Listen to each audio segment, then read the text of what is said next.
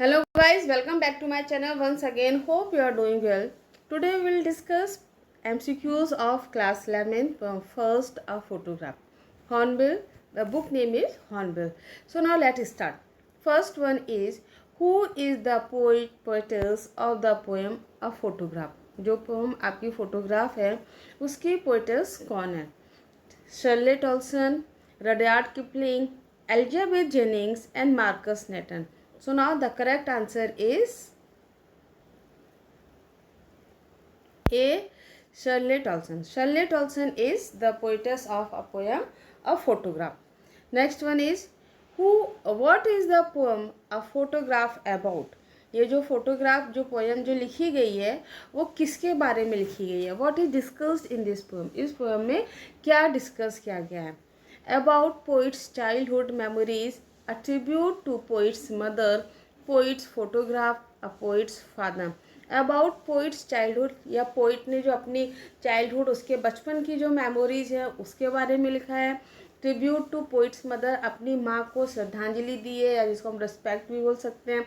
Photograph, poets photograph या poet ने अपनी फोटोग्राफ जो उसको डिस्कस किया है या पोइट्स के फादर के बारे में डिस्कस किया गया है. So now the correct answer is about poets. So correct answer is B. Tribute to poet's mother. Poet ने इसमें अपनी माँ को एक ट्रिब्यूट दिया है और फोटोग्राफ जो टंगा हुआ है उसके बारे में उसने डिस्कस किया है. What was the age of poet's mother when the photograph was taken? जिस समय फोटोग्राफ लिया गया था उस समय उनकी माँ की एज क्या थी? 11 years old, 13 years old, 12 years old और 14 years old. So now the correct answer is C. जिस समय वो फोटोग्राफ लिया गया है उस समय उनकी माँ की एज 12 years old थी. Whom did her mother die? Sorry, when did her mother die? उनकी माँ की मृत्यु कब हुई थी? 2 years ago, 5 years ago, 13 years ago और 12 years ago. तो उनकी माँ की जो एज है वो 12 years एगो हुई थी. मीन्स वो फोटो में बताती हुई डिस्कस भी करती हैं कि जिस समय का ये फोटोग्राफ है when the photograph was taken at that age at that time the same time has been happen, कि तब से लेके आज तक भी सेम टाइम हो गया है. मीन्स जब वह 12 साल की थी तब उस समय वो फोटोग्राफ लिया गया था और आज जब वो पोइट उस पोएम में डिस्कस कर रही है अपनी माँ के बारे में तब भी 12 साल 12 years हो चुके हैं. How many people were in the photograph? उस फोटोग्राफ में कितने लोग थे, कितने पीपल थे? 2 girls, 3 girls, 2 girls and 1 boy, only her mother, केवल उनकी माँ. So there were 3 girls in the poem. एक तो उनकी माँ थी और 2 उनकी कजिन्स थी. क्या नाम थे उन लोग के? Dolly and Betty. Which material was frame of a photograph made of? जो फोटोग्राफ था वो किस मटेरियल का बना था? Cardboard, wood, steel, plastic. Now the correct answer is A. Photograph जो था वो कार्डबोर्ड का बना हुआ था. Who are on both sides of her mother? उनके मदर के दोनों साइड कौन था? कजिन्स, बेटी एंड डॉली. उनकी जो 2 कजिन्स थी बेटी एंड डॉली वो थी. उनके पेरेंट्स थे, उनके फ्रेंड्स थे या उनके कज़न डॉली एंड एडम थे. सो now the correct answer is A. Cousins Dolly and बेटी. उनकी 2 कजिन्स थी बेटी एंड डॉली, वो उनके दोनों साइड थे.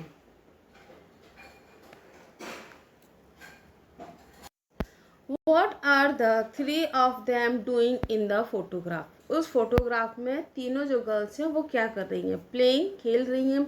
स्टैंडिंग बिसाइड हाउस, किसी घर के बगल में खड़ी हुई हैं. होल्डिंग हैंड्स, हाथ पकड़े हुए हैं. Holding hands and went for paddling, हाथ पकड़े हुए हैं और पैडलिंग के लिए गई हैं. तो now the correct answer is D. Holding hands and went for paddling. Who took the photograph for her mother with her cousin? उनकी कजिन्स के साथ उनका जो फोटोग्राफ था वो किसने लिया था? हर ग्रैंडफादर, उनके ग्रैंडफादर ने. हर अंकल, उनके अंकल ने. हर मदर्स फ्रेंड, उनकी मदर की फ्रेंड ने.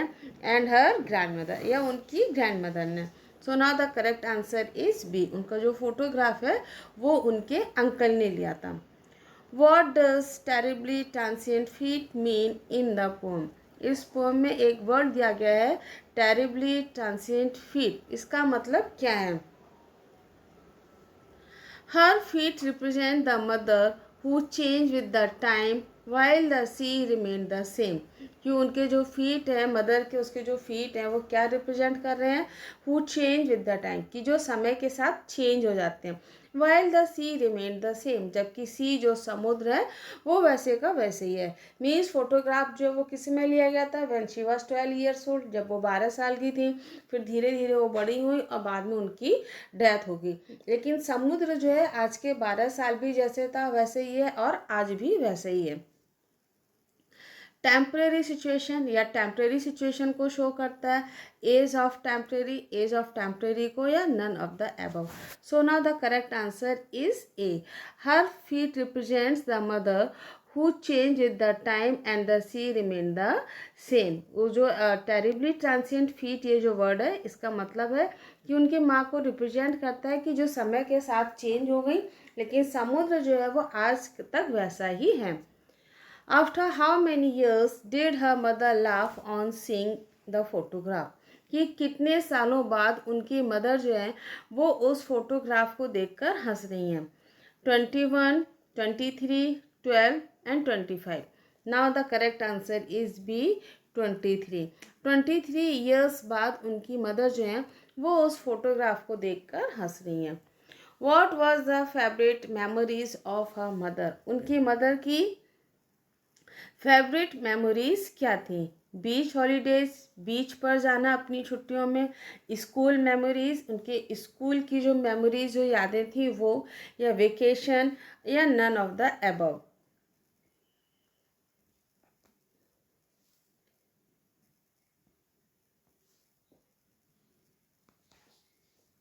सो beach holidays. Correct answer is A, beach holiday.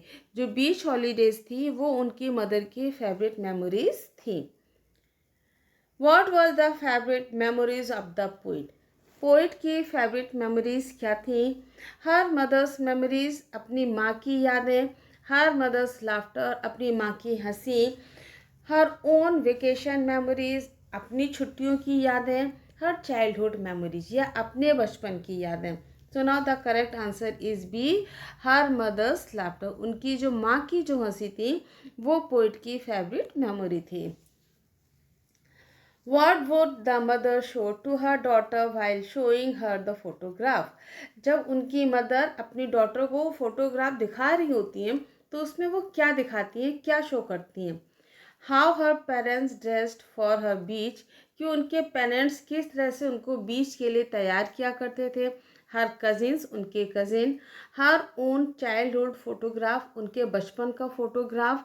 या द बैकग्राउंड, या उसमें जो बैकग्राउंड दिया हुआ उसको दिखा रही थी. So now the correct answer is A, how her parents dressed her for the beach. कि किस तरह से उनके पेरेंट्स जो हैं उनको बीच के लिए तैयार, या बीच के लिए मतलब वहाँ पर जब हॉलीडे में वो जाया करती थी तो किस तरह से उनको तैयार किया करते थे.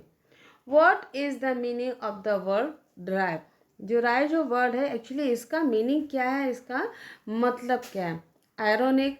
आयरोनिक का मतलब क्या होता है कि कहना कुछ होना और उसका सेंस कोई और निकल जाना. क्राई, रोना, सैड, दुखी होना. So now the correct answer is A, ironic. Which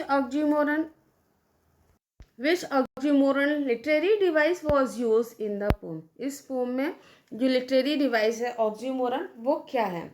terribly transient, through the air, both wry, and labored is. Now the correct answer is labored is. Actually oxymoron क्या होते हैं कि जिसमें two opposite ideas are put together. जिसमें दो opposite ideas जो हैं वो उसमें आपको एक साथ रखते हैं.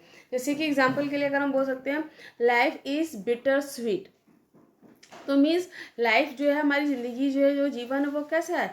कड़वा भी है, मीठा भी है. तो बिटर एंड स्वीट क्या होगा? ये दोनों वर्ड्स अपोजिट हैं and they are put together. So now same word laboured. Laboured means क्या होता है कि टू डू हार्ड वर्क, बहुत कठिन से, मुश्किल से. और ईज मीन्स बहुत आसानी से. तो लेबर्ड ईज ये क्या हो गया आपका? ऑक्सीमोरन हो गया. Next one is which epithet literary device was use in the poem. इस पोम में आपका जो जिसको हम लोग ट्रांसफर्ड एपिथेट भी बोलते हैं, वो कौन सा आपका लिटरेरी डिवाइस है? Terribly transient, through there, both ब्राई एंड लेबोर्डीज। So now the correct answer is terribly transient. Actually transport epithet क्या होता है? एपिथेट मीन्स होता है, एक्चुअली ये एपिथेट जो है वो एक एडजेक्टिव होता है which is use before a word, जो आपकी किसी वर्ड के सामने साथ तो यूज़ होता है नाउन के साथ बेसिकली, लेकिन ये रिप्रेजेंट किसी और को कहता है। एक्चुअली ट्रांसफर मीन्स क्या होता है? Transfer mean to shift from one place to another, है ना, जिसको अपनी जगह प्लेस करना या चेंज करना भी हम लोग बोल देते हैं। तो वही चीज़ है ट्रांसफर्ड एपिथेट मीन्स, इसमें जो एडजेक्टिव जो यूज़ किया है किसी नाउन के साथ यूज़ किया है, बट वो सिंबलाइज किसी और को करेगा, उसका सेंस जो होगा वो किसी और नाउन को रिफ्लेक्ट करेगा। सो this is called transferred epithet. How many phases were depicted in the poem by the poet, कि पोइट के द्वारा कितने फेजेस डिपिक्ट किए गए हैं? 1 2 3 4। So now the correct answer is 3। What was the last phase in the poem? Poem में जो last phase है वो कौन सा था? आफ्टर हर मदर्स डेथ, जब उनकी माँ की डेथ हो जाती है। आफ्टर शी ग्रोन अप, जब वो बड़ी हो जाती है। After her mother's grown up, या उनकी खुद माँ बड़ी हो जाती है। नन ऑफ द एबव, इनमें से कोई नहीं। Now the correct answer is A after her mother's death, क्योंकि लास्ट फेज में वो बताती है कि उनकी माँ की डेथ हो जाती है। What does she feel in the last phase? Last phase में वो क्या महसूस करती है? पेन एंड ग्रीफ, बहुत ज़्यादा दर्द और ग्रीफ दुख। हैप्पी एंड नॉस्टैल्जिक, बहुत ज़्यादा खुश भी है, नॉस्टैल्जिक है। Actually what do you mean by the word nostalgic? Nostalgic का मतलब क्या होता है, इससे क्या मीन्स है? नॉस्टैल्जिक मीन्स होता है the memories of the past. It may be आप उसमें बहुत ज़्यादा खुश भी हो सकते हैं और बहुत ज़्यादा आप दुखी भी हो सकते हैं। Means happy and sad feeling दोनों में से कुछ भी हो सकती है। But when you are thinking about the past, जब आप पास्ट में सोच रहे हैं और आप दुखी भी हो रहे हैं, कभी खुश हो रहे हैं, so this is called as a nostalgic. Sad and nostalgic, बहुत दुखी है, नॉस्टैल्जिक है। Pain and nostalgic. Now the correct answer is A pain and grief.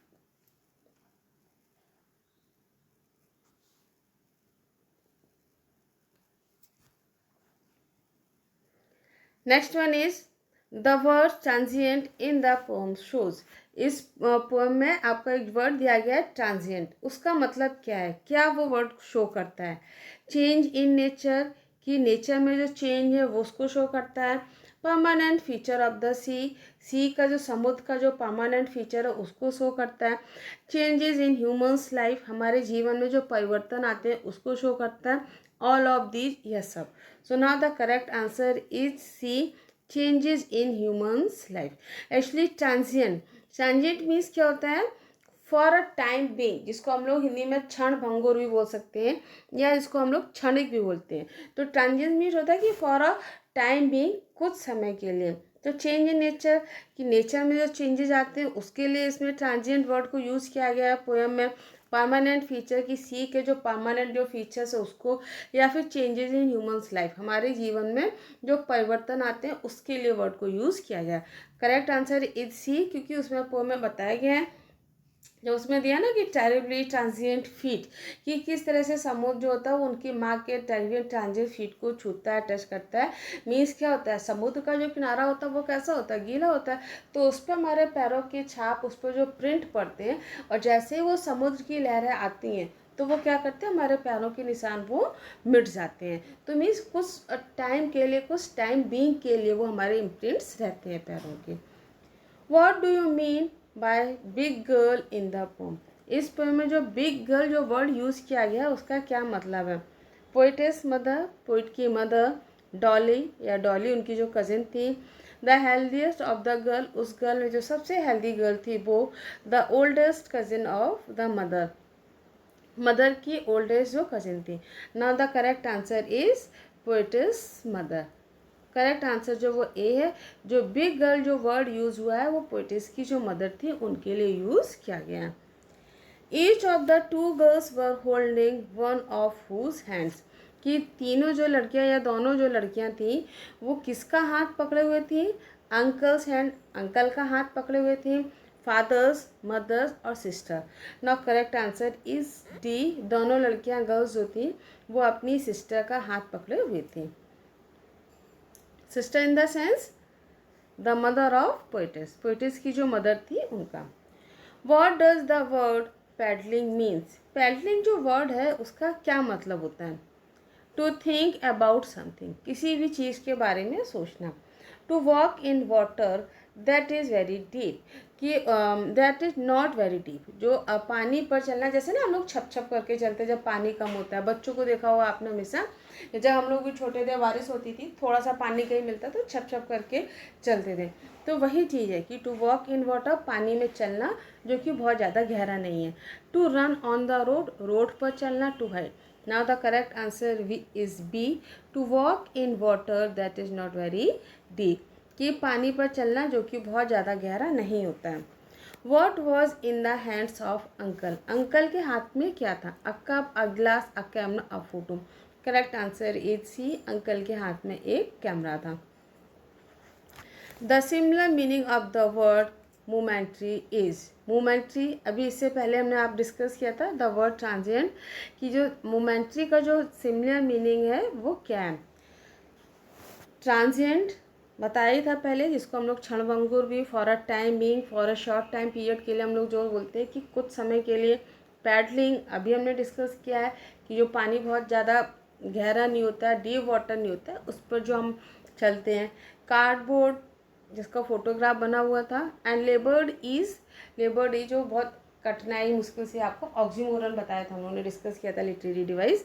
So now the momentary word क्या होगा? इसका जो करेक्ट आंसर होगा दैट इज ट्रांजिएंट। इसका जो सिमिलर वर्ड जो मीनिंग होगा वो ट्रांजिएंट है। What is permanent over the years in the poem, इस पोम और फोटोग्राफ में क्या चीज़ उन्होंने बताई है कि वो परमानेंट है? Cardboard, poetess, the sea, the camera. Now the correct answer is C, क्योंकि कार्डबोर्ड तो परमानेंट है नहीं, पोएटिस भी नहीं है, कैमरा भी नहीं है, तो now the correct answer is C. The she was washing their डस, सी जो है वो उनके कैसे पैरों को वॉश कर रहा था, धो रहा था? Transient, big, लेबर्ड and 12। So now the correct answer is C, A. The sea was washing their transient feet. Correct answer is A. Which literary device has been used in labored ease? Labored ease में किस literary device को use किया गया है? Oxymoron, किसी भी तरीके से पूछ सकते हैं, या तो आपको ऑक्सीमोरन बोल देंगे, फिर आपको लेबर्ड ईज और आपको और सारे ऑप्शंस दे देंगे, उसमें आपको पहचानना है, या फिर पूछ लेंगे कि लेबर्ड ईज में कौन सा लिटरेरी डिवाइस है। तो दोनों तरह से आपको पता होना चाहिए। Which literary device has been use in terribly transient feet, terribly transient feet में कौन सा लिटरेरी डिवाइस यूज़ हुआ है? एक्चुअली इसमें ना बहुत ज़्यादा लोगों को कन्फ्यूज़न भी है कि लिटरेरी डिवाइस इसमें टेरिबली ट्रांजिएंट फीट में कौन सा लिटरेरी डिवाइस होगा। दो चीज़ है, एक तो आपका देखिए कि पहला जो वर्ड है, वर्ड का जो कॉन्सोनेंट है वो क्या है, यहाँ पर टी और टी आ रहा है, तो इस हिसाब से तो इसको एलिट्रेशन होना चाहिए। लेकिन ये ट्रांसफर्ड एपिथेट भी है, क्योंकि इसमें हमने बताया था कि जब ट्रांसफर्ड एपिथेट क्या होता है कि किसी और चीज़ को शो करना। एपिथेट मीन्स एन एडजेक्टिव और transferred means that change place, जो किसी और नाउन के लिए या किसी और को इंडिकेट करता है और किसी के साथ हम उसको यूज़ करते हैं। तो ये आपका जो बेसिकली है, यहाँ पर ट्रांसफर्ड एपिथेट को पहले इसको जिसको हम लोग बोल सकते हैं कि ट्रांसफर्ड एपिथेट को पहले इंपॉर्टेंस दी गई है। अगर आपका पहले इसमें ट्रांसफर्ड एपिथेट ऑब्जेक्ट उसमें क्वेश्चन में आता है ऑप्शन में, तो आप इसको यूज कैसे करेंगे? Transferred epithet. अगर ट्रांसफर्ड एपिथेट नहीं होता है तो फिर आप उसको एलिट्रेशन यूज करेंगे, ठीक है, क्योंकि दोनों का ही देख लीजिए। The face transferred feet, transient feet is use to represent the morality of human life. इसमें जो ट्रांजिएंट फीट है वो किसके लिए यूज़ हुआ है? फीट के साथ यूज़ हुआ है, बट ये रिप्रेजेंट किसको कर रहा है? The morality of human life, हमारे मनुष्य के जीवन की जो मोर्टैलिटी होती है ना। मोरलिटी, दोनों वर्ड डिफरेंट है। मोरलिटी मीन्स होता है नैतिकता एंड मोर्टैलिटी मीन्स जो हमारी जीवन की जो मोर्टैलिटी, अमरत्व जिसको हम लोग बोलते हैं, human disappears from the face of earth in a short period of time. Humans हम लोग जो हैं वो कुछ समय बाद हम जो है वो दुनिया से ख़त्म हो जाते हैं, मीन्स हमारी डेथ हो जाती है। अनलाइक द सी, जबकि सी जो क्या है, that undergoes little change over hundreds of year, जो कि कई सालों तक सेम रहता है। वो एक जोग्राफिकल कंडीशन अलग है, जब आप जोग्राफी पढ़ेंगे तो किस तरह से हमारे अर्थ में वो चेंजेस आते हैं, लेकिन वो ओवर द 100 ऑफ ईयर्स होते हैं। वो हमको पता भी नहीं चलते हैं कि कब समुद्र से जो सी था वो प्लेन में कन्वर्ट हो गया, जहाँ पे प्लेन था वो सी हो गया। वो जोग्राफिकल रीजन है, जब आप वहाँ पर पढ़ेंगे। लेकिन यहाँ पर जो कह रहे हैं कि अभी तक समुद्र जो वहाँ का वैसे ही है। और दूसरा देखते हैं, figure of speech watching their terribly transient feet. अब यहाँ पे टी जो वर्ड आया है इज एलिटेशन, इसको हम एलिटेशन भी मानेंगे। Alliteration is a figure of speech. Alliteration एक ऐसा डिवाइस होता है, लेटर होता है, जिसमें लेटर और sound of the beginning of the word that are close together as see saying a song of experience, है ना। मीन्स ये तो इन्होंने ऐसे एग्जाम्पल दिया है मैंने आपको। मीन्स वही है कि किसी भी वर्ड का कॉन्सोनेंट जो है वो जब वो बार बार रिपीट होता है, ये आपके वर्ड के पहले में भी आ सकता है किसी सेंटेंस में, और बीच में भी आ सकता है। तो इस तरह से आपका एलिटेशन भी हुआ और ट्रांसफर्ड एपिथेट हुआ। लेकिन अगर आपका पहले ट्रांसफर्ड एपिथेट ऑप्शन दिया गया तो आप उसको ट्रांसफर्ड एपिथेट में टिक करेंगे, ना कि एलिटेशन में करेंगे। अगर ट्रांसफर्ड एपिथेट नहीं दिया गया तब आप उसमें एलिटेशन में टिक करेंगे। दे वर स्टैंडिंग एट, वो लोग कहाँ पर खड़े हुए थे? नियर द कैनल, कैनल के पास में, नियर द रिवर, रिवर के पास, नियर द पैलेस, पैलेस के पास में, एट द बीच और एट द बीच। ना correct answer is D, at the beach. The word, ये जो वर्ड बोथ स्टैंड्स फॉर, ये जो वर्ड आपका बोथ दिया गया है वो किसके लिए होता है? Poetess and her mother, poetess और उनकी माँ के लिए। बोथ कजिन्स, दोनों कजिन के लिए। Narrator and her friend, narrator और उसकी फ्रेंड के लिए। Narrator and her cousin, narrator और उसकी कजिन के लिए। सो now the both word stands for both cousins. Both word जो है वो बोथ कजिन्स के लिए स्टैंड होता है। Now so I think all the MCQs are clear. आपको जितने भी MCQs हम लोगों ने डिस्कस किए हैं वो आपको समझ में आ गए होंगे। Thanks for watching, like, subscribe and share.